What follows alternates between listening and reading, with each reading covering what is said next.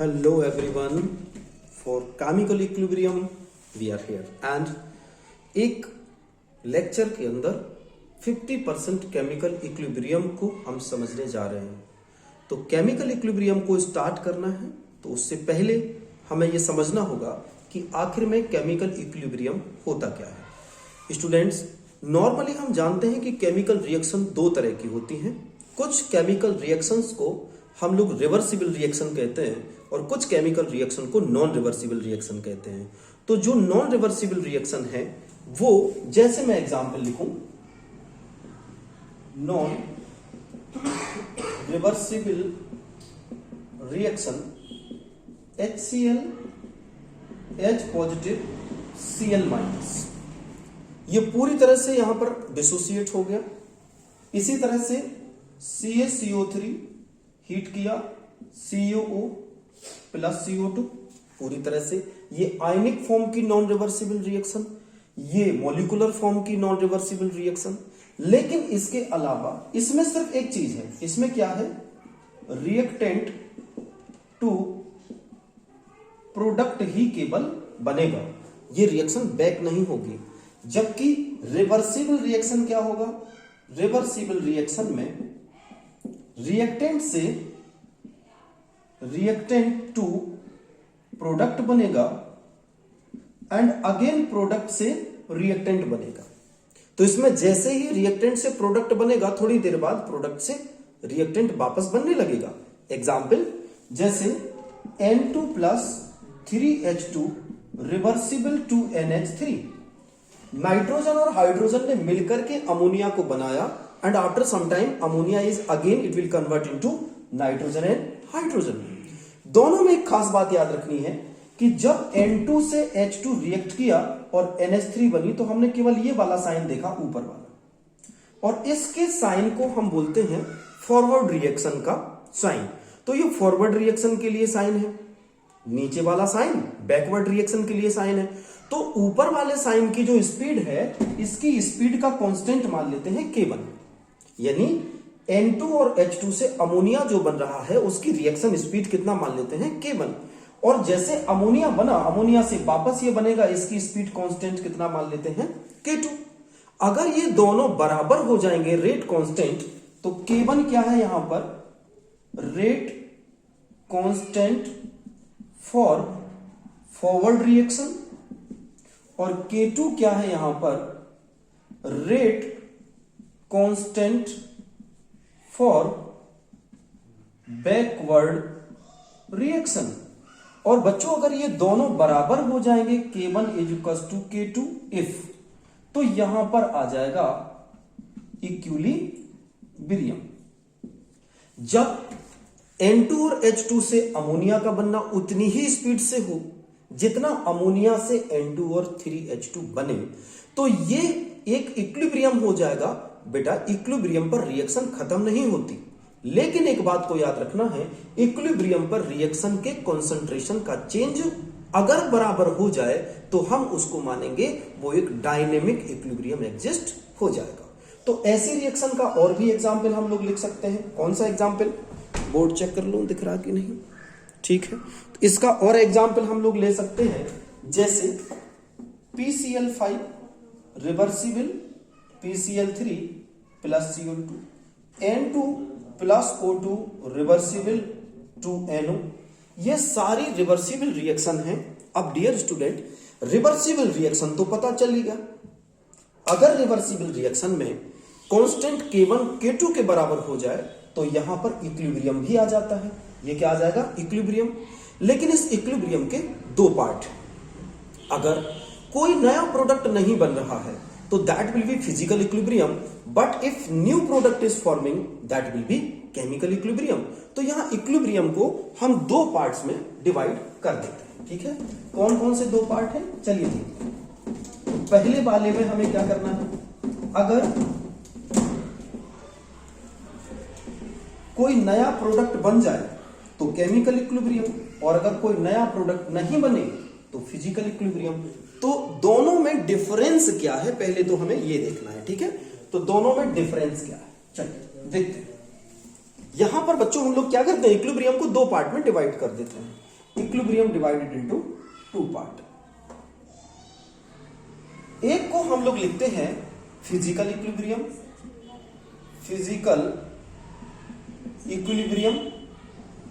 और दूसरे को हम लोग लिखते हैं केमिकल इक्विलिब्रियम। ओके,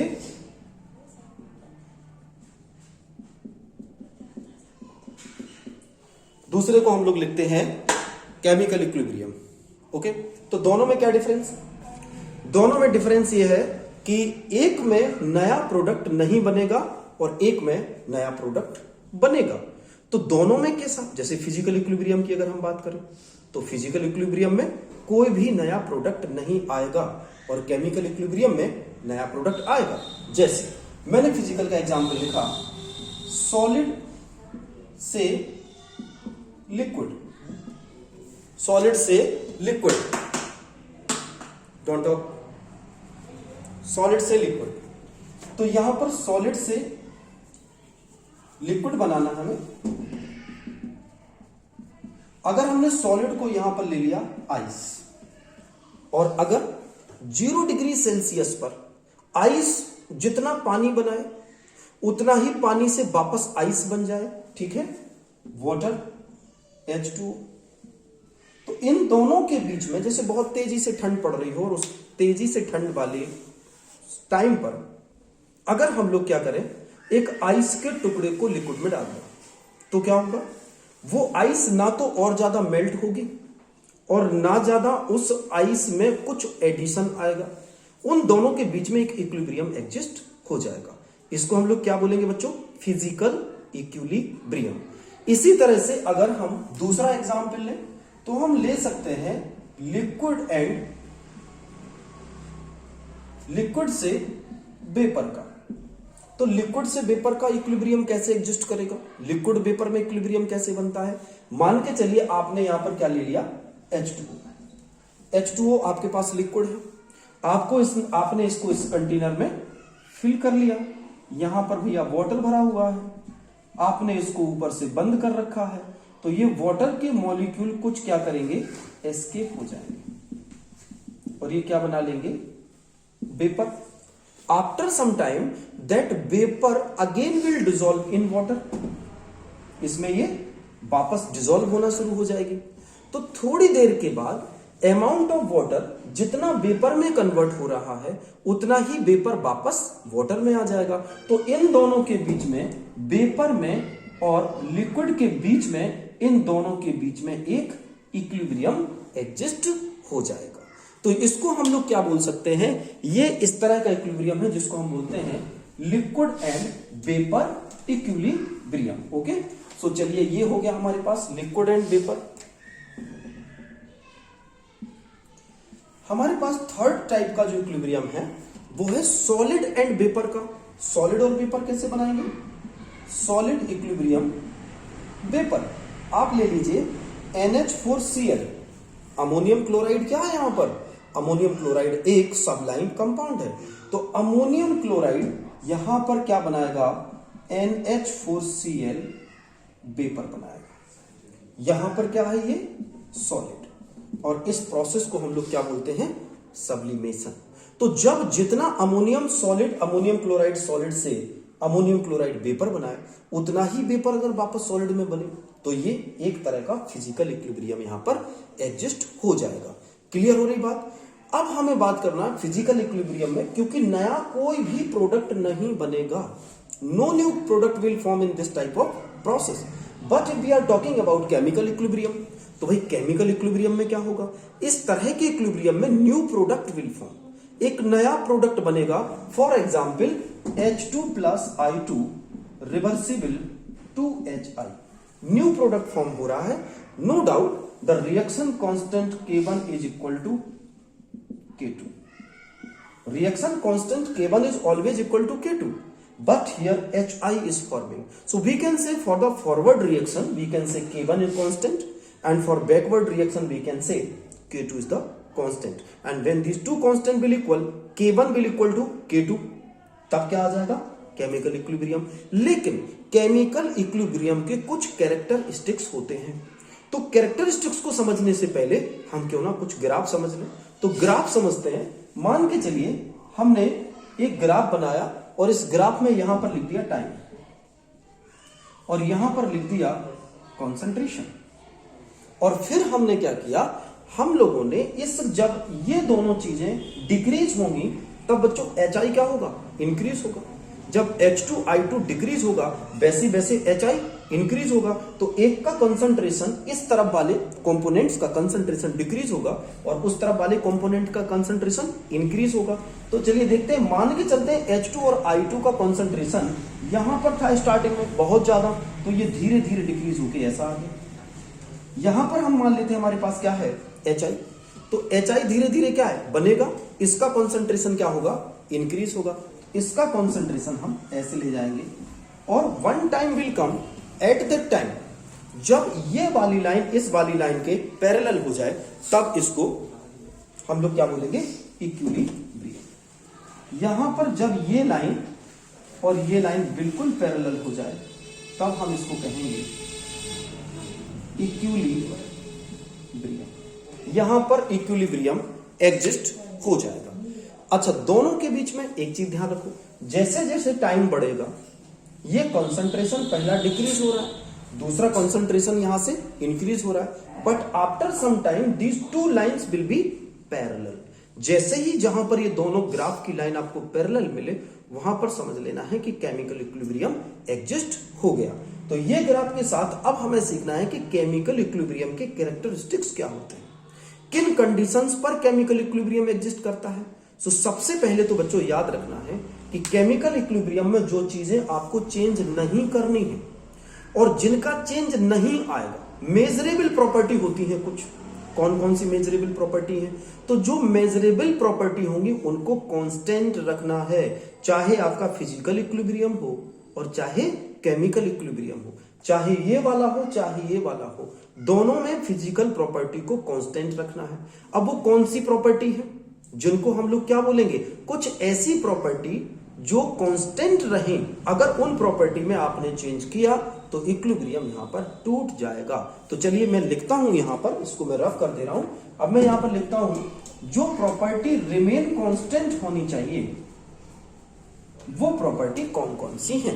तो at a given temperature, at a given temperature, अगर टेम्परेचर हमारा फिक्स है तो क्या होगा, measurable property like pressure, concentration, density, pressure, concentration, density, ये तो सबसे इंपॉर्टेंट चीजें हैं। और कलर, इंपॉर्टेंट चीज ये है, और colour remains constant, colour remains constant, इतनी चीजें कांस्टेंट होनी चाहिए, तब जाकर के हम मानेंगे कि given temperature, measurable property like pressure, concentration, density और कलर्स रिमेन कांस्टेंट होना चाहिए।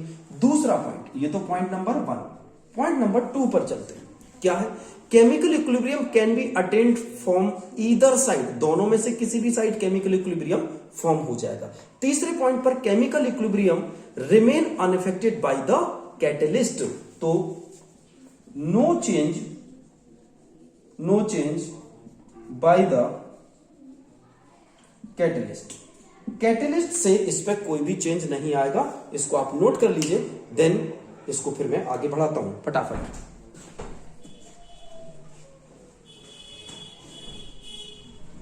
ओके डन, चलिए रब करते हैं।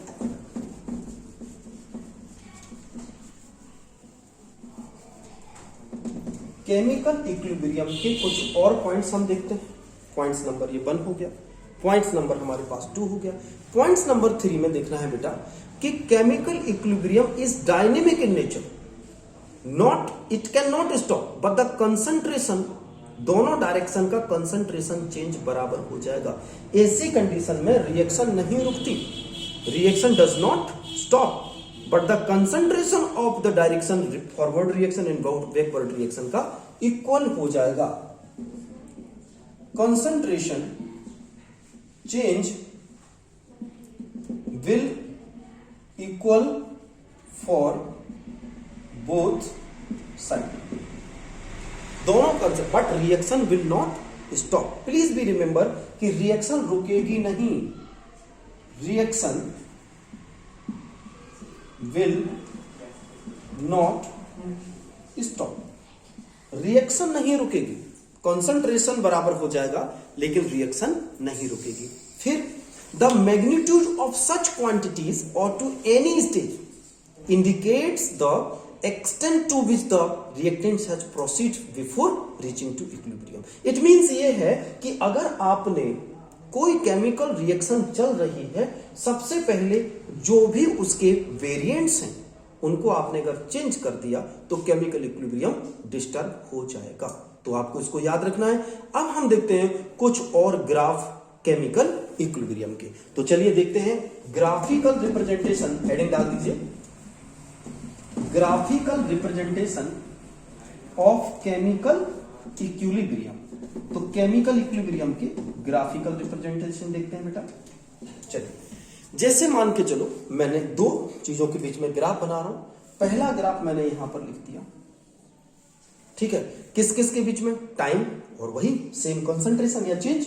तो अगर हम लोगों ने टाइम के रिस्पेक्ट में, यहां पर मैं लिख दे रहा हूं टाइम और इधर मैं लिख दे रहा हूं rate, reaction speed, concentration change.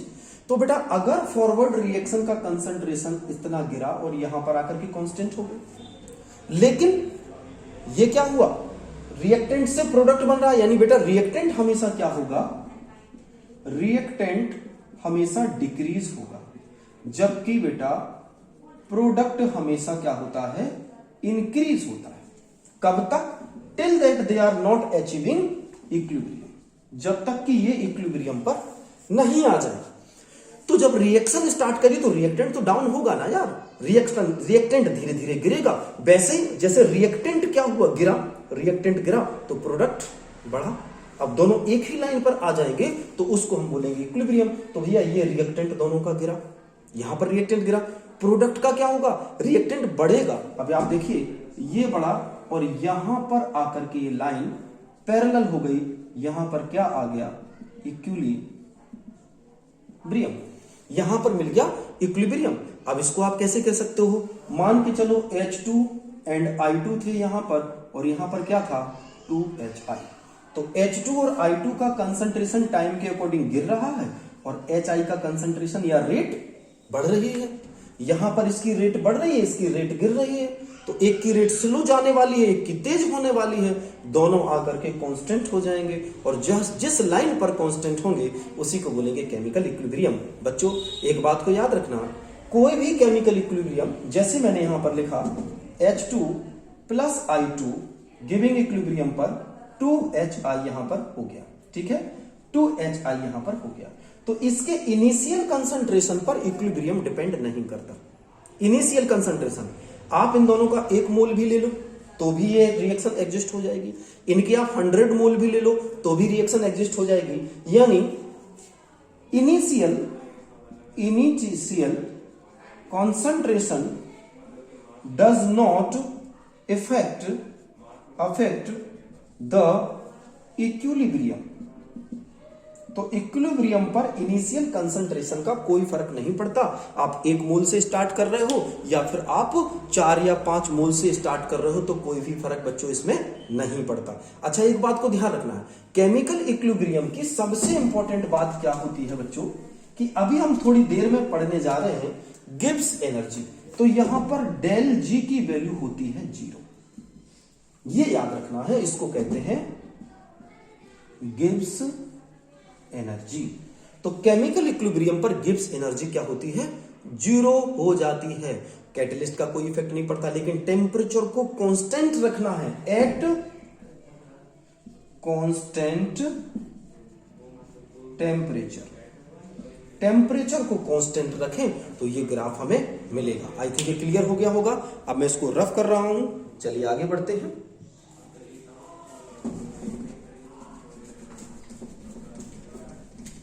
Next heading, ये तो हम लोगों ने देख लिया, graphical representation of chemical equilibrium. ठीक, अब ग्राफिकल रिप्रेजेंटेशन के बाद हम लोग को अगला टॉपिक कवर करना है, and that is homogeneous and heterogeneous chemical equilibrium. तो कौन कौन से हैं, इसके फिर से 2 टाइप है। एक होता है genius and heterogeneous chemical equilibrium.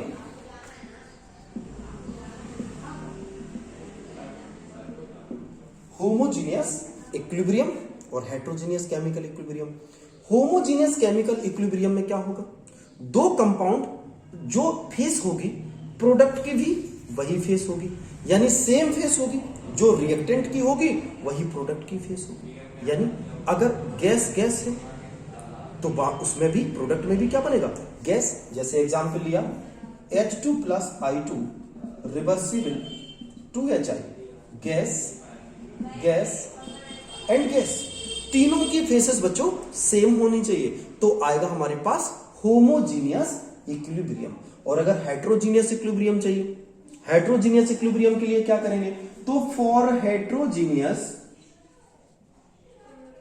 Equilibrium के लिए the faces will be different. Faces क्या होंगी, डिफरेंट। जैसे MgCO3 reversible MgO plus CO2, तो यहां पर क्या अंतर है, ये देखो बच्चों सॉलिड है, ये सॉलिड है और ये क्या है, गैस। तो अगर फिजिकल स्टेट किसी एक की भी चेंज हो जाएगी तो that will call heterogeneous equilibrium. अच्छा यहां पर दिख नहीं रहा है, विजिबिलिटी नहीं है, तो मैं इसको यहां पर लिख दे रहा हूं। हेट्रोजीनियस इक्विलिब्रियम क्या होगा, MgCO3 reversible MgO plus CO2, ये सॉलिड है, ये सॉलिड है और क्या है बच्चों, गैस। तो ऐसे केस में ये कौन सा हो गया, हेट्रोजीनियस इक्विलिब्रियम, हेट्रोजीनियस इक्विलिब्रियम। चलिए आगे बढ़ते हैं और अब हम लोग देखते हैं लॉ ऑफ मास एक्शन, एक बहुत ही इंपॉर्टेंट लॉ अब यहां पर हमने स्टार्ट कर रहे हैं, जिसका नाम है लॉ ऑफ मास एक्शन। चलिए देखते हैं लॉ ऑफ मास एक्शन क्या कहलाता है। तो हेडिंग डालिए, लॉ ऑफ मास एक्शन। अच्छा बेटा, इसका जैसा नाम है वैसे ही काम है। लॉ ऑफ मास एक्शन मतलब इक्विलिब्रियम या कोई भी केमिकल रिएक्शन किस पर डिपेंड करेगी, मास उसका एक्टिव होना चाहिए। अब आप कहेंगे सर मास एक्टिव कैसे, मैं आपको एक एग्जांपल दे रहा हूं कि अगर आप एक ग्लास वाटर के अंदर थोड़ी सी शुगर को डिसॉल्व करते हैं तो जितनी शुगर डिसॉल्व होगी उतना ही ज्यादा तो क्या होगा, उसके अंदर स्वीटनेस आएगी। अगर शक्कर को ज्यादा डिसॉल्व करोगे तो ज्यादा स्वीटनेस आएगी, कम डिसॉल्व करोगे तो कम स्वीटनेस आएगी। तो active mass means the molar concentration of the substance, यानी molar concentration of the substance, molar concentration of the substance यानी केमिकल रिएक्शन की जो बच्चों रेट है एक्टिव मास के डायरेक्टली प्रोपोर्शनल होगी कि नहीं। केमिकल रिएक्शन किस पर डिपेंड करेगी, एक्टिव मास पर। अगर एक्टिव मास नहीं है तो तुम उस सब्सटेंस को यूज ही कैसे कर पाओगे, मुझे बताओ। एक्टिव मास तो होना चाहिए ना। तो एक्टिव मास एक्चुअली किस पर डिपेंड करेगा, दूसरा नंबर एक्टिव मास होता है मोलैरिटी। एक्टिव मास क्या होता है बच्चों, मोलैरिटी। और मोलैरिटी क्या होता है आपको पता है, number of moles upon volume of solution in litre. Mole बराबर क्या होता है, weight of substance upon molar mass. तो weight of substance upon molar mass into B, ये क्या हो गया, एक्टिव मास। याद रखना है। तो एक्टिव मास यानी इस लॉ के अकॉर्डिंग क्या है, active masses of pure solid और liquid are taken as unit because the concentration or density remains the same. So you can say according to this law the rate of the substance या rate of which substance gets a proportional to their active mass, or you can say the rate of reaction is depends on the active mass. अगर आप कोई भी reaction की speed fast चाहते हो तो भैया उसमें एक्टिव मास लेना पड़ेगा आपको, यानी reaction speed, reaction rate directly proportional to active mass बच्चों एक्टिव मास को लार्ज ब्रैकेट लगाया जाता है। तो ये हमारे पास हुआ लॉ ऑफ मास एक्शन। ये कहता है कि किसी केमिकल रिएक्शन की स्पीड अगर आप जानना चाहते हो तो उस केमिकल रिएक्शन की जो स्पीड है वो उसके एक्टिव मास पर डिपेंड करेगी। एक्टिव मास होना चाहिए, ठीक है। तो रिएक्शन रेट किसके बराबर है? एक्टिव मास के। चलिए आगे बढ़ते हैं। अब हम देखते हैं लॉ ऑफ केमिकल इक्विलिब्रियम क्या है और इक्विलिब्रियम कांस्टेंट क्या है। तो अब हम आगे बढ़ते हैं लॉ ऑफ मास एक्शन के आगे। तो हम इसमें देखते हैं constant for chemical equilibrium. Heading डालिए कांस्टेंट फॉर केमिकल इक्विलिब्रियम। तो बच्चों यहां पर एक बात को याद रखना है कि दो रिएक्शन आपके पास चल रही हैं। हेडिंग है constant for chemical equilibrium. Okay, chemical equilibrium का कांस्टेंट कैसे निकालेंगे? तो अगर हमने रिएक्शन ली A B C and D, आप कहेंगे सर ये small A B C D क्या है? ये रिएक्शन कोफिशिएंट्स है। तो ये क्या करेंगे? तो ये रिएक्शन के आगे जो नंबर रहते हैं ये वो नंबर्स हैं, कितने मोल्स इसके चेंज होंगे। तो इस रिएक्शन में हम लिख सकते हैं कि मान के चलिए ये के एफ है। के एफ का मतलब मान लीजिए फॉरवर्ड रिएक्शन कांस्टेंट, और ये मान लीजिए के बी है, मतलब बैकवर्ड रिएक्शन कांस्टेंट। और अगर इन दोनों को हम रेशियो में ले लें तो उसको कहते हैं केमिकल इक्विलिब्रियम का कांस्टेंट। आप इसको कैसे लिखेंगे बेटा? अगर इसका कांस्टेंट लिखना है तो आप लिखेंगे Kc is equal to product upon reactant. और प्रोडक्ट अपॉन रिएक्टेंट को कैसे लिखेंगे?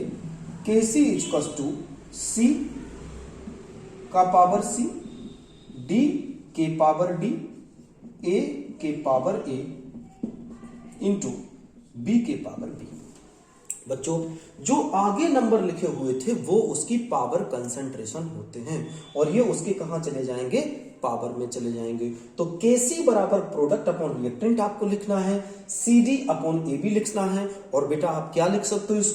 इसको लिख सकते हो Kc बराबर KF upon KB, forward reaction constant upon backward reaction का कांस्टेंट। इसको Kc, इसकी यूनिट होती है मोल पर लीटर, मोल पर लीटर इसकी यूनिट होती है बेटा मोल पर लीटर। तो एक बात ध्यान रखना। अब इसके दो वर्जन, आपको इतना तो पहले आप इसका एसएस ले लीजिए, फिर हमें देखना इसके दो बहुत ही ज्यादा इंपॉर्टेंट वर्जन।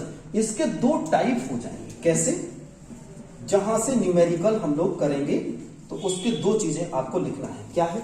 लिखिए, सबसे पहले लिखिए if constant is divided by factor of n। अगर जो अपने पास कांस्टेंट है, constant divided by factor n, अगर आपने किसी कांस्टेंट को बेटा फैक्टर n से डिवाइड किया तो क्या हो जाएगा? तो ध्यान रखना है यहां पर अपन क्या लिख देंगे? Kc बराबर, कोई भी आपने रिएक्शन कांस्टेंट लिया, ये Kc डैश कर सकते हैं बराबर Kc, और ये किसके बराबर? क्योंकि आपने डिवाइड किया है तो लिख देंगे 1/n। अगर आपने पूरी रिएक्शन को किसी नंबर से डिवाइड किया है तो लिखेंगे Kc डैश। आप कहें सर ये Kc डैश क्या है? बेटा इस रिएक्शन का जो आपने कांस्टेंट निकाला था इस तरह से, जो इसको आपने रिएक्टेंट माना था, इसको प्रोडक्ट माना था, तो Kc हुआ था क्या? आपका C into D upon A और B। अगर हम इसका Kc डैश कर दें तो क्या हो जाएगा?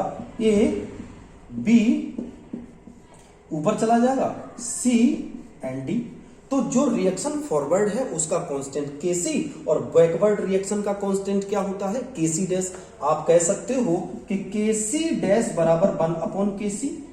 देखो आप कह सकते हैं ना केसी डैश क्या है 1/Kc, इससे उल्टा भाई इस रिएक्शन की तरफ जाओगे केसी मिलेगा, वापस आओगे तो केसी डैश मिलेगा। तो दोनों रिएक्शन के कांस्टेंट को अगर आपने n फैक्टर से डिवाइड कर दिया तो आपको फॉर्मूला मिलेगा केसी डैश इज इक्वल टू केसी के पावर 1/n।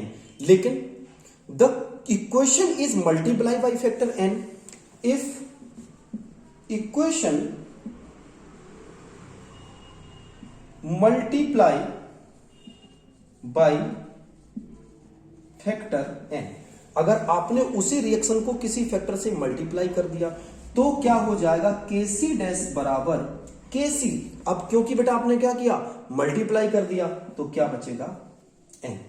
तो यहां पर ये दो फैक्टर बनते हैं कि जब आप n फैक्टर से किसी को डिवाइड कराते हैं किसी इक्वेशन को, या किसी इक्वेशन में n फैक्टर का मल्टीप्लाई कराते हैं। अब बात आती है सर n फैक्टर क्या है, कोई भी नंबर हो सकता है। किसी रिएक्शन को किसी नंबर से डिवाइड कराना है, कोई भी इक्वेशन है, आप उसको डिवाइड कराना चाहते हैं, छोटा करना चाहते हैं डिवाइड करा के, तो आपने क्या किया, ये जो उसके कांस्टेंट हैं उनके बीच में ये रिलेशन रहेगा 1/n केसी पर।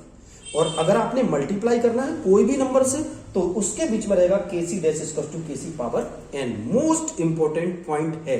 आगे बढ़ते हैं, हेडिंग डालेंगे application of chemical equilibrium. Heading डालिए फटाफट, एप्लीकेशन ऑफ केमिकल इक्विलिब्रियम। अब यहां से मजेदार होने वाला है बहुत चैप्टर, ठीक है, क्योंकि बच्चों इस चैप्टर में से कितने क्वेश्चन कॉम्पिटिटिव एग्जाम्स में आए हैं इस लेक्चर के लास्ट में आज मैं बताऊंगा।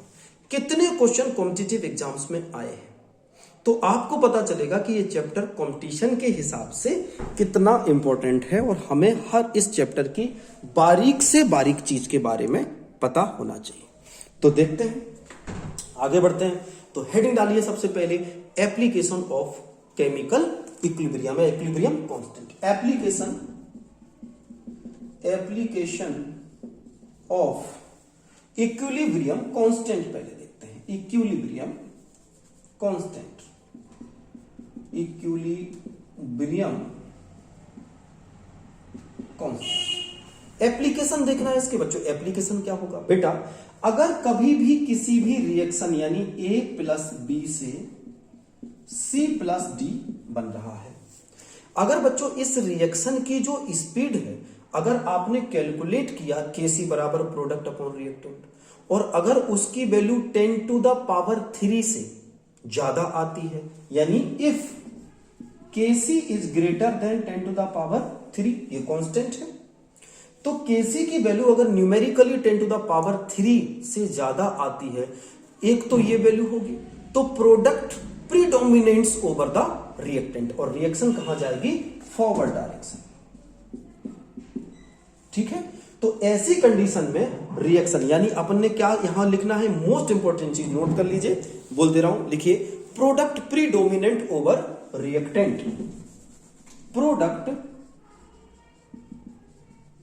Predominant over reactant, product predominant over reactant. दूसरी चीज, अगर बच्चों 10 टू द पावर 3 या 10 टू द पावर -3, एक डिजिट होती है 10 टू द पावर -3, अगर Kc की वैल्यू आती है 10 टू द पावर -3 से बहुत कम, यानी 10 टू द पावर -3 बहुत ज्यादा है एज कंपेयर टू Kc, तो ऐसी रिएक्शन में हम लोग क्या लिखेंगे, reactant predominant over product, reactant predominant over product. और ऐसे केस में क्योंकि Kc देखो बेटा बहुत ज्यादा डिफरेंस कर रहा है तो रिएक्शन वापस आ जाएगी, तो यहां पर क्या हो जाएगा, इस वाले केस में रिएक्शन लगभग कंप्लीट मानी जाएगी। लगभग क्या मानी जाएगी, पहले वाले केस में रिएक्शन की वैल्यू लगभग प्रोसीड्स कंप्लीशन है यहां पर, लेकिन ऐसे केस में हम क्या बताएंगे कि बिल्कुल रेयरली है रिएक्शन, बहुत रेयरली और बैकवर्ड।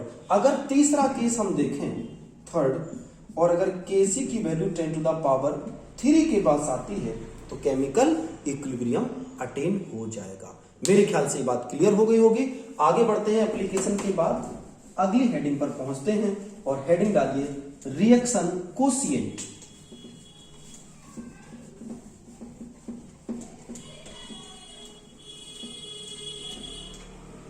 ठीक है बच्चों, इस एकमात्र लेक्चर के अंदर आप 50% से भी ज्यादा इक्विलिब्रियम को कंप्लीट कर लेंगे। तो हेडिंग अब हमारे पास क्या जा रही है, reaction quotient and equilibrium constant. Reaction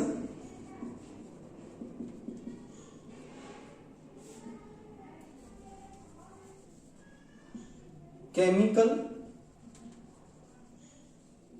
equilibrium constant. मुझे बताइए केमिकल इक्विलिब्रियम कांस्टेंट को क्या कहते हैं, एंड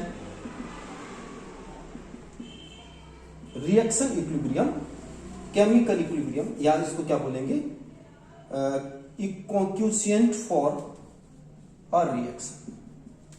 ये दो चीजें देखें, एक है बेटा केमिकल इक्विलिब्रियम कांस्टेंट, एक है क्वोशिएंट। सबसे पहले बात आती है सर कैसे पता करें क्वोशिएंट क्या है और केमिकल इक्विलिब्रियम कांस्टेंट क्या है। तो बच्चों केमिकल इक्विलिब्रियम कांस्टेंट को हम लोग कहते हैं Kc और क्वोशिएंट फॉर अ रिएक्शन को कहते हैं Q, या कुछ बुकों में इसको Qc भी कहा जाता है। लेकिन बेटा एक बात याद रखना, जो पहला आपने लिखा है केमिकल इक्विलिब्रियम मतलब रिएक्शन कैसी है, फॉर रिवर्सिबल रिएक्शन, और क्वोशिएंट किसके लिए आता है, फॉर इरिवर्सिबल रिएक्शन। इसका मतलब क्या हुआ बेटा, मैं यहां पर दो फॉर्मूले लिख रहा हूं, एक तो लिख रहा हूं केमिकल इक्विलिब्रियम का रिएक्शन इक्विलिब्रियम कांस्टेंट, और एक इक्वेशन लिख रहा हूं मैं क्वोशिएंट के लिए। तो दोनों में अंतर क्या है, क्या दोनों सेम है, चलो देखते हो। Kc को कहते हैं बेटा प्रोडक्ट अपॉन रिएक्टेंट, तो Qc को भी कहते हैं प्रोडक्ट अपॉन रिएक्टेंट। मजे की बात यह है कि ये भी एक्टिव मास और ये भी एक्टिव मास। चलिए आपको मैं एक टास्क देता हूं, बताइए दोनों में डिफरेंस क्या है, Qc में और Kc में डिफरेंस। कोई बताएगा बच्चे, कोई बताएगा? ओके, कई लोग कह रहे होंगे हाँ सर हमें आ गया समझ में, क्यों ये लिखा है डिफरेंस। हमेशा Kc आता है for reversible reaction, for reversible reaction, और Q आता है फॉर नॉन रिवर्सिबल रिएक्शन। या फिर एक बात और याद रखना, Qc होता है एट इक्विलिब्रियम, याद रखना। दूसरा इंपॉर्टेंट पॉइंट इसकी जगह और अच्छा पॉइंट अगर आप डालें, वैसे ये बिल्कुल ठीक है और इस पे आप डाल सकते हैं Kc एट इक्विलिब्रियम, ठीक है। ये इक्विलिब्रियम पर Kc आता है कांस्टेंट, और Q आता है फॉर नॉन इक्विलिब्रियम, ये उसका कांस्टेंट होता है। लेकिन बेटा कोई भी रिएक्शन स्टेबल कब होती है, जब वो रिएक्शन रिवर्सिबल में हो, जब रिएक्टेंट से प्रोडक्ट और प्रोडक्ट से रिएक्टेंट बराबर अमाउंट में बन रहा हो, और रिएक्शन अगर कांस्टेंट हो, Kc के लिए हो, रिएक्शन का कंसंट्रेशन चेंज फिक्स हो गया हो, तो वो रिएक्शन बहुत स्टेबल होती है। इसका मतलब क्या हुआ, जहां पर भी Kc होगा बहुत स्टेबल होगा। मैं यहां पर एक ग्राफ बनाता हूं, मान के चलिए रिएक्शन यहां से यहां तक प्रोसीड हो रही है, ठीक है बच्चों, यहां से रिएक्शन हुई यहां तक जा रही है, इसके बीच में कोई पॉइंट लगाता हूं जिसको मैं कह देता हूं, ये क्या आ गया, Kc आ गया। अगर बच्चों रिएक्शन Kc, ये तो यहां पर क्या है, इक्विलिब्रियम है, यहां पर इक्विलिब्रियम है। अब Qc एक ऐसा रिएक्शन का कांस्टेंट है जो इक्विलिब्रियम नहीं है, लेकिन इक्विलिब्रियम को पाना चाहता है। तो Qc बेटा अगर Kc से ज्यादा आ गया, Q is more than Kc, तो मुझे बताओ ये Q किसकी तरह बनना चाहेगा, Kc की तरह, क्योंकि Q क्या है, एक इक्विलिब्रियम पे नहीं है तो अनस्टेबल है। उसने देखा भाई यार क्यूसी वहां पर खड़ा है, मैं अगर सॉरी केसी खड़ा है, अगर मैं केसी की तरह बन जाऊं तो मैं भी स्टेबल हो जाऊंगा। तो क्यू क्या करेगा, किसकी तरफ वापस भागेगा, केसी की तरफ। यहां पर किसके माध्यम से, रिएक्शन। तो अगर किसी रिएक्शन में क्यू की वैल्यू केसी से ज्यादा आती है तो रिएक्शन बैकवर्ड होगी। Please point to be noted, अगर किसी भी केमिकल रिएक्शन में Q की जो वैल्यू है वो Kc से ज्यादा आती है तो वापस आएगी, यानी रिएक्शन होगी forward direction, reaction forward direction. और अगर मान के चलिए Q की value is less than Kc, अगर Q Kc से कम है तो क्या करेगा, Q रिएक्शन के माध्यम से with the help of reaction ये जाना चाहेगा Kc के पास। तो यहां पर याद रखना दोनों चीजें। नंबर 1, अगर Q is greater then Kc तो रिएक्शन होगी बैकवर्ड डायरेक्शन। क्लियर है बेटा, रिएक्शन होगी बैकवर्ड डायरेक्शन में। और अगर दूसरे नंबर पर Q क्या है, यहां पर ऐसा है कि Q is smaller than Kc, Kc ज्यादा है Q छोटा है, तो रिएक्शन होगी फॉरवर्ड डायरेक्शन। रिएक्शन कहां होगी, फॉरवर्ड डायरेक्शन पर। और तीसरा पॉइंट, अगर Q किसके बराबर है, Kc के, तो क्या आ जाएगा, इक्विलिब्रियम आ जाएगा। तो तीनों की कंडीशन में आपको याद रखना है कि अगर 3 कंडीशन जो मैंने यहां पर लिखी हैं, पहली कंडीशन पर देखो बच्चों, अगर हम लोगों ने Q ज्यादा हो रहा है, Kc पीछे है, तो Q पीछे की तरफ आएगा, यानी रिएक्शन वापस आएगी, बैकवर्ड आएगी, क्योंकि Q बनना चाहता है Kc। यानी अगर एक इरिवर्सिबल रिएक्शन है तो वो भी अपने आप को धीरे धीरे इक्विलिब्रियम पर लाना चाहेगी। तो Q का एक ऐसा है कि अगर किसी भी रिएक्शन में रिएक्शन क्वोशिएंट की वैल्यू Kc से अगर ज्यादा आ गई तो रिएक्शन बैकवर्ड होगी बच्चों। अगर क्वोशिएंट की वैल्यू Kc से कम आती है तो रिएक्शन फॉरवर्ड होगी, क्योंकि Q कहां जाना चाहेगा, Kc पर। और अगर Q और Kc बराबर हो गए तो ये रिएक्शन इक्विलिब्रियम पर हो जाएगी। क्लियर हो गया, क्लियर हो गया इतना। चलिए, तो अब इसको आप एक बार एसएस ले लीजिए और मैं इसको अब रफ कर दे रहा हूं। आगे बढ़ते हैं, नेक्स्ट पॉइंट चलते हैं, equilibrium constant in gaseous system. चलिए रफ करता हूं इसको, हेडिंग डालिए, इक्विलिब्रियम कांस्टेंट, जल्दी से हेडिंग डालिए, equilibrium constant for gaseous reaction. Gaseous reaction के लिए इक्विलिब्रियम कांस्टेंट, थोड़ा सा सेट कर दूं मैं अब फिर से, ओके, ये correct.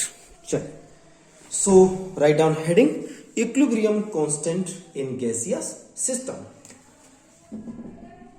Equilibrium constant for gaseous reaction.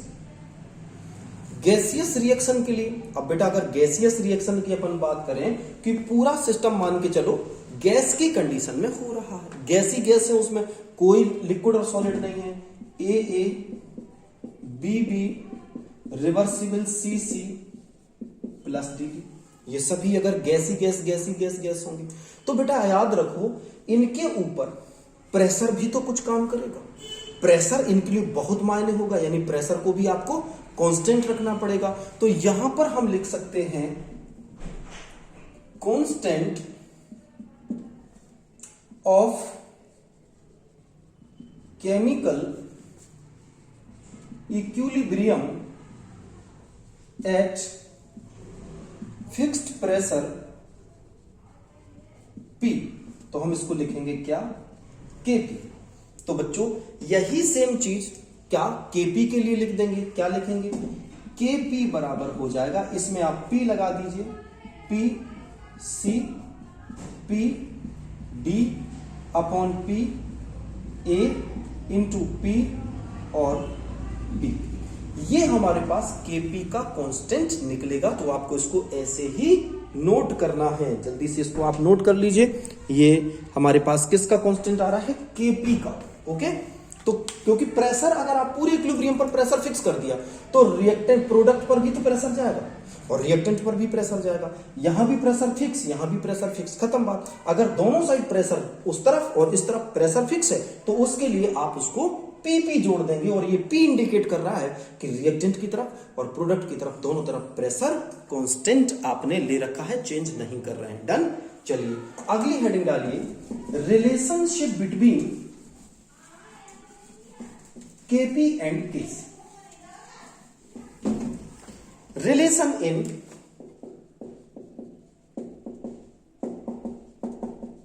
Kp and Kc, very important, बहुत इंपॉर्टेंट है Kp और Kc का रिलेशन। तो बेटा एक बात बताओ, हम गैसियस इक्वेशन में आपने आइडियल गैस इक्वेशन सुनी होगी।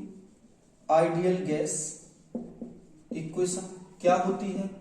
आइडियल गैस इक्वेशन होती है Pv = nRT। अगर हम यहां पर P निकालें तो n/V/RT। n/V क्या होता है बच्चों? कंसंट्रेशन। तो ये हो जाएगा P = CRT। अगर हम दोनों तरफ कांस्टेंट ले लें, at constant pressure and reaction at equilibrium. अगर रिएक्शन इक्विलिब्रियम पर है और आपने कांस्टेंट इसमें K लगा दो, इसमें क्या हो जाएगा? Kp = Kc और RT, ये आ जाएगा। तो इसका मतलब क्या है कि जो Kp की वैल्यू होगी और जो Kc की वैल्यू होगी वो दोनों वैल्यू हम पहले लिखेंगे और Kc की वैल्यू में RT का मल्टीप्लाई कर देंगे। तो हमें प्रूव करना है क्या? रिलेशन होता है Kp = Kc RT के पावर del n। अगर वहां नहीं दिख रहा है तो मैं यहां लिख दे रहा हूं Kp = नीचे लिख दे रहा हूं बेटा। हमें क्या प्रूव करना है? Kp, रेड पेन से लिखूं, Kp = Kc RT के पावर del n, ये प्रूव करना है। चलो तो बेटा प्रूव करते हैं इस रिएक्शन में।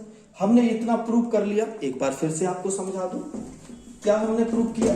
हमने ये प्रूव किया कि अगर कोई रिएक्शन गैसियस फेस में हो रही है, ठीक है, कोई रिएक्शन गैसियस फेस में, तो उसमें आइडियल गैस का हम रूल लगाएंगे, Pv = nRT, P = n/V/RT, P =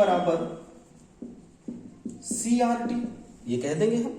constant लगा दें तो Kp = Kc RT del n, यानी ये रिलेशन हमें लाना है। तो देखते हैं रिलेशन कैसे आएगा। बेटा हमेशा याद रखना Kp बराबर क्या होगा? Kc, कंडीशन है, RT का मल्टीप्लाई उसमें करना है। तो अभी हमने Kp की वैल्यू देखी थी, Kp बराबर क्या था किस रिएक्शन के लिए? पहले एक रिएक्शन लिखते हैं। रिएक्शन है हमारे पास A + B giving C + D। तो बेटा इसके लिए हमें P का देखना है तो Kp बराबर क्या हो जाएगा? प्रोडक्ट अपॉन रिएक्टेंट कर दीजिए, P लगा दीजिए, P C के पावर C, P D के power D upon P A के power A into P B के पावर B। इसी तरह से बच्चों हमने किसकी निकालनी कांस्टेंट? Kc की, तो Kc निकाल दीजिए इसी में। Kc बराबर क्या होता है? Kc बराबर होगा, इसमें C लगा दीजिए, प्रोडक्ट अपॉन रिएक्टेंट करिए, तो C और C के पावर C, C D के पावर D, यहां पर आप आ जाइए A, ये C A के पावर A और C B के पावर B। अब बच्चों क्या करना है? Kc में RT का मल्टीप्लाई करना है, Kc में RT का मल्टीप्लाई। तो अगर हम यहां पर लिख दें RT, ऊपर कर दीजिए C + D और नीचे कर दीजिए RT A + B। अगर हम इसको सॉल्व कर दें इस इक्वेशन को, Kp देखो यहां पर Kp बराबर Kc RT चल रहा है, तो Kp बराबर Kc बराबर ये वैल्यू हो जाएगी C D upon C A C B B. तो बेटा हम क्या इसको ऐसे नहीं लिख सकते, आर टी ऊपर क्या चला जाएगा, अगर हम नीचे वाली वैल्यू को ऊपर ले जाएंगे तो ये क्या हो जाएगा, माइनस में यहां पर आ जाएगा। चलिए देखते हैं कैसे लिखेंगे, R T A plus B minus C plus D हो जाएगा। इन दोनों को हम क्या लिख सकते हैं, डेल एन, और इसको हम क्या लिख सकते हैं, के सी। इन दोनों की वैल्यू किसके बराबर आ रही है, डेल एन के। तो हम लिखेंगे के P इजकस to K C into are T के पावर डेल एन। ये देख लीजिए हमारे पास प्रूव हो गया यहां पर, केपी इजकस to K C R T के power del N. Most important proving बेटा ये है, मोस्ट इंपॉर्टेंट प्रूविंग। चलिए इसको फटाफट से नोट कर लीजिए, गैस इक्वेशन के अकॉर्डिंग हमने इसको निकाला, फटाफट से इसको नोट कर लीजिए। डन। अच्छा जी, तो इतना हमें पता चल गया। अब हम क्या करते हैं, इसके आगे देखिए, ये तो केपी और केसी में हम लोगों ने बच्चों रिलेशन फाइंड किया है। केपी और केसी में हम लोगों ने रिलेशन फाइंड कर लिया। अब इसमें एक चीज को ध्यान दो, हमारे पास हमें क्या मिल गया बच्चों, हमें मिला है KP is equal to K C R T के पावर डेल एन, ये मिला, आर टी के power whole power del N. अब यहां पर एक बात ध्यान दो, अगर डेल एन गैस के लिए वैल्यू 0 है, इफ डेल एन गैस बराबर 0, ऐसे केस में केपी बराबर क्या होगा, केसी के, यानी constant for pressure will equal to equilibrium constant के। याद रखना ये चीजें। दूसरे नंबर पर अगर डेल एन जी की वैल्यू पॉजिटिव आ गई, डेल एन जी पॉजिटिव, अगर डेल एन बढ़ा, आप खुद सोचिए कि यहां पर अगर आपने डेल एन बढ़ाया देन क्या होगा, के पी विल ग्रेटर देन के सी। तीसरे नंबर पर बच्चों क्या होगा, आप समझ ही गएंगे, अगर हम डेल एन जी की वैल्यू कैसी हो गई, नेगेटिव, तो क्या हो जाएगा, के सी इज ग्रेटर देन के पी। याद रखना, तो के सी विल बी ग्रेटर देन के पी। अब यहां पर यूनिट की बात करते हैं जल्दी से। तो यूनिट की बात क्या होगी बेटा, केपी की यूनिट किस पर डिपेंड करती है, एटमॉस्फेयर के ऊपर।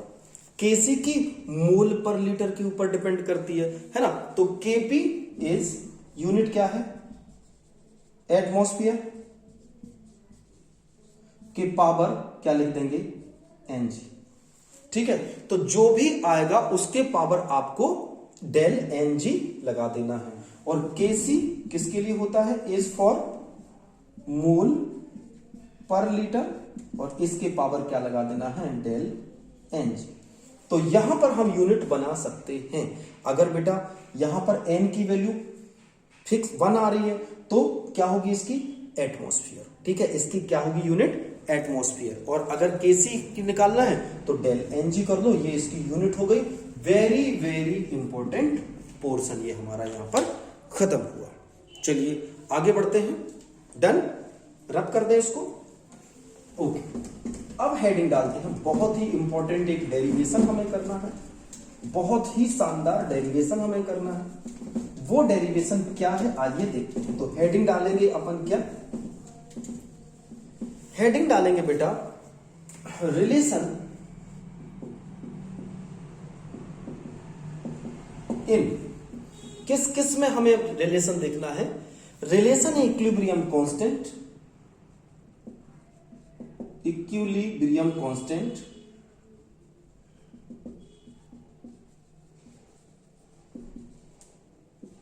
केसी। ठीक, रिएक्शन क्यूशिएंट क्यू,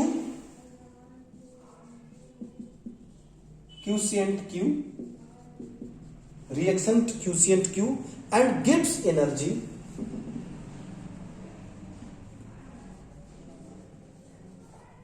जी। इन तीनों के बीच में रिलेशन निकालना है। तो बेटा इन सबको स्टार्ट करने से पहले हमें एक बात ध्यान रखनी पड़ेगी कि ये गिब्स एनर्जी क्या होती है। ठीक है, ध्यान से। तो बेटा मान के चलो ये गिब्स एनर्जी हमें क्या बताती है, ये एक थर्मोडायनेमिक फंक्शन है, थर्मोडायनेमिक फंक्शन। ठीक है बेटा, गिब्स एनर्जी एक थर्मोडायनेमिक्स फंक्शन है। और बच्चों ये गिब्स एनर्जी हमें बताती है कि कोई रिएक्शन स्पॉन्टेनियस होगी या नहीं होगी। मतलब अगर कोई रिएक्शन अपने आप हो रही है तो उसको कहते हैं स्पॉन्टेनियस प्रोसेस। अगर कोई रिएक्शन आपकी वजह से या एनर्जी की वजह से हो रही है या किसी बाहरी फैक्टर की वजह से हो रही है तो इसको कहते हैं नॉन स्पॉन्टेनियस रिएक्शन। तो गिब्स एनर्जी हमेशा ये बताती है कि वो रिएक्शन स्पॉन्टेनियस होगी या नॉन स्पॉन्टेनियस होगी।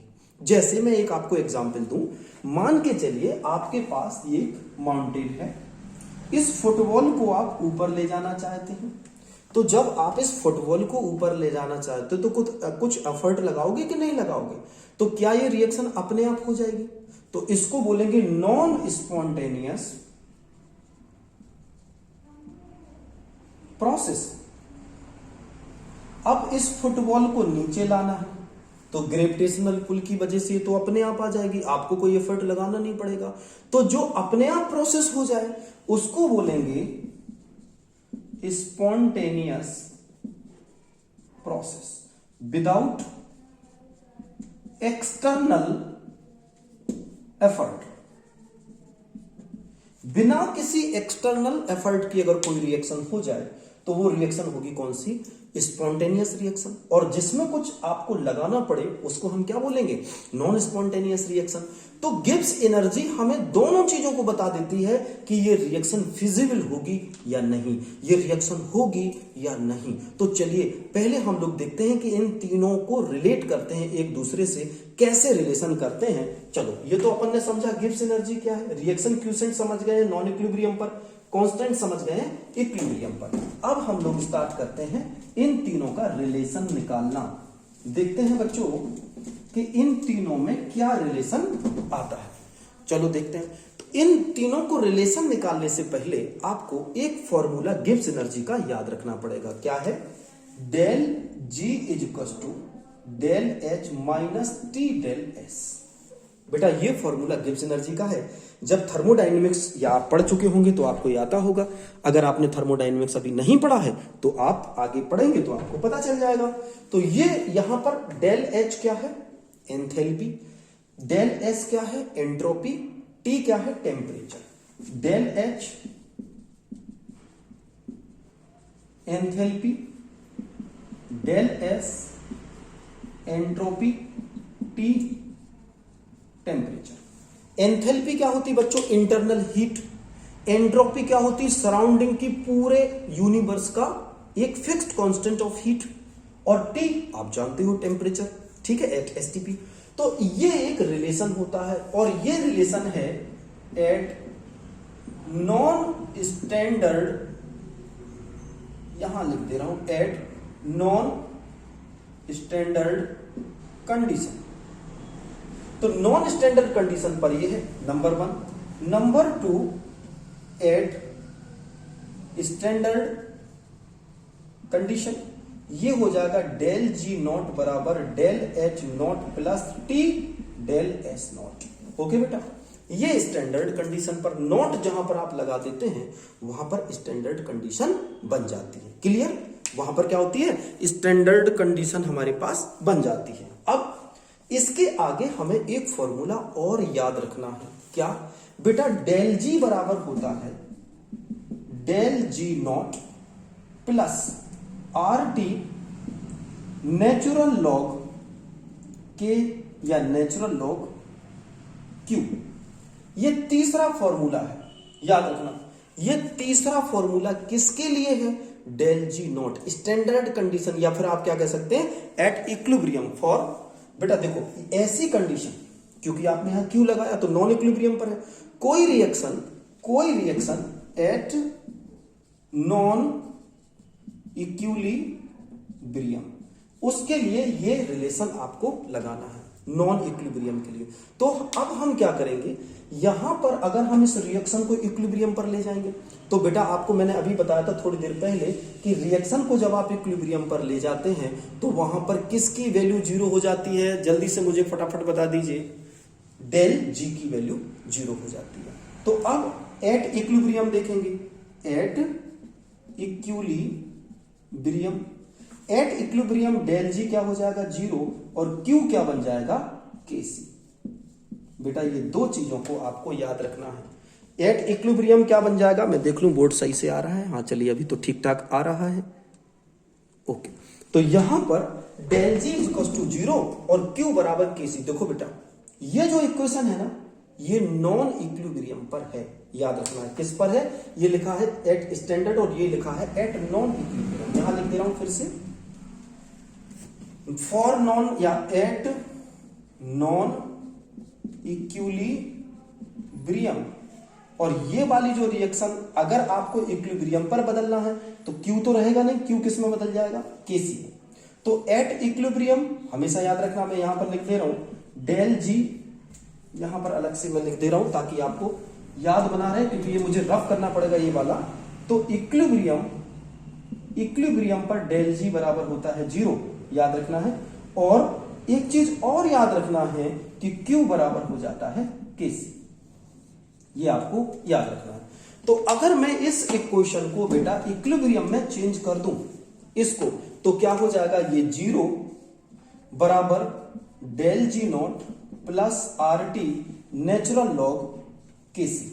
ओके बेटा, क्या हो जाएगा नेचुरल लॉग केसी। तो अगर हमें नेचुरल लॉग निकालना है तो यहां से हम क्या निकाल लेंगे, नेचुरल लॉग केसी बराबर minus del G naught upon R T, ये हो जाएगा। अब बेटा एक बात और याद रखना, नेचुरल लॉग को हमें किस में कन्वर्ट करना है, लॉग बेस 10 में। तो नेचुरल लॉग को लॉग बेस 10 में आप ऐसे लिख सकते हो 2.303 नेचुरल लॉग केसी। ठीक है, अब यहां पर नेचुरल लॉग को आपने कन्वर्ट कर दिया तो 2.303 क्या आ जाएगा केसी बराबर minus del G naught upon क्या हो जाएगा आर टी। अब आपको क्या करना है बेटा, इस केसी को यहां निकालेंगे तो क्या आ जाएगा, KC equal to minus del G naught upon 2.303 और नीचे क्या आ जाएगा आर टी। ऐसे भी कह सकते हैं बेटा, केसी यहां निकला है, ये आ गया। तो अब बेटा हमें एक चीज को ध्यान रखना है, यहां से हमें log 10 लगा देना है। कहां पर log 10 लगेगा बेटा, यहां पर लगेगा log 10। तो log 10 की पावर केसी, क्योंकि नेचुरल लॉग को log 10 में बदलना है। एक बार और इस स्टेप को समझाता हूं, एक बार और इस स्टेप को समझाता हूं कैसे करना बच्चों। हमें नेचुरल लॉग को log 10 में कन्वर्ट करना है। तो देखो यहां जब इक्विलिब्रियम हो गया तो ये क्या हो गया 0, डेल जी ज्यों का त्यों, आर टी ज्यों का त्यों, क्यू क्या बन गया केसी। अब हम क्या करेंगे बच्चों, इसी इक्वेशन में हम लिखते हैं नेचुरल लॉग केसी बराबर minus del G naught upon R T हो जाएगा बराबर, यहां पर हम क्या करें log 10 लगाते हैं, नेचुरल लॉग को हटाते हैं तो हो जाएगा 2.303 log 10 बेस केसी बराबर क्या हो जाएगा minus del G naught upon R T. इसके बाद आप केसी को लाओ इधर, इसको ले जाओ वहां पर, तो क्या हो जाएगा log, देखो बेटा अब हमें इसको सेपरेट करना, तो सेपरेट कैसे करेंगे, मतलब आपको इस तरह से एक तरफ आपके पास 2.303 log 10 आ गया। अब हमें क्या करना है, log 10 केसी करना, इसको हटाना है तो बनेगा log 10 केसी बराबर del G naught minus upon R T into 2.303। अब बेटा जब इसको हटाते हैं और इसको हटाते हैं तो एंटी लॉग आता है, और एंटी लॉग के लिए आपको लिखना है, यहां पर लिख दे रहा हूं मैं देख लो यहां पर दिख रहा है कि नहीं नीचे। ओके, थोड़ा सा नीचे कर देता हूं मैं। ओके, तो यहां पर हम एंटी लॉग लगा देंगे, केसी चाहिए ना हमको फाइनली, तो केसी बराबर हो जाएगा एंटी लॉग। एंटी लॉग क्या होता है बेटा, इसका अपोजिट। तो एंटी लॉग के पावर में क्या चला जाता है, ये चीज और ये चीज यहां से खत्म हो जाएगी और इसके पावर में आएगा minus del G naught upon R T, और ये हमारे पास फाइनल इक्वेशन बन गई। तो ये डेरिवेशन थोड़ा सा आपको याद रखना है। तो KC equilibrium constant anti log के पावर में जो del G naught upon R T के बेटा बराबर होती है। आखिरी इसको जल्दी से एसएस ले लो, और लास्ट पॉइंट पर हम बात करेंगे डेल जी की वैल्यू और ई की वैल्यू में क्या रिलेशन है। एसएस ले लीजिए। Okay, done, good. और बेटा लास्ट में हमें बहुत इंपॉर्टेंट एक चीज लिखना है। क्या लिखना है? हेडिंग डालेंगे। हमारे पास ये रिलेशन आ गया। अभी कौन सा रिलेशन आया बच्चों?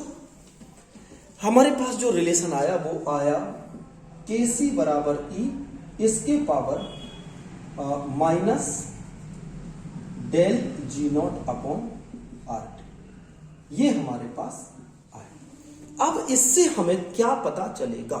इससे हमें ये पता चलेगा पॉइंट नंबर 1, अगर डेल G नॉट की वैल्यू 0 के रिलेशन में 0 is coming larger than del 0, तो इसकी वैल्यू हमेशा याद रखना क्या होगी? अगर इसकी डेल G, पॉइंट नंबर 1 डाल लीजिए, लिखिए डेल G 0 में ये रिलेशन है, तो E की वैल्यू अभी क्या लिखा था? Minus del G not upon RT। तो E की वैल्यू इसके लिए इतनी आएगी, आपको याद रखना है, ठीक है बच्चों?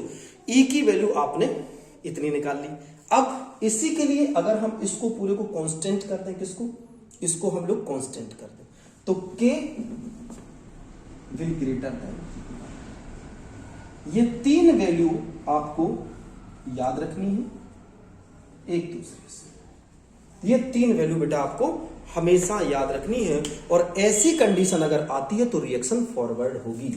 Reaction will forward, reaction proceed towards forward direction. अगर 0 से G कम आ रहा है, यानी डेल G नेगेटिव आ रहा है, तो डेल G जब नेगेटिव होता है तो रिएक्शन फॉरवर्ड जाएगी।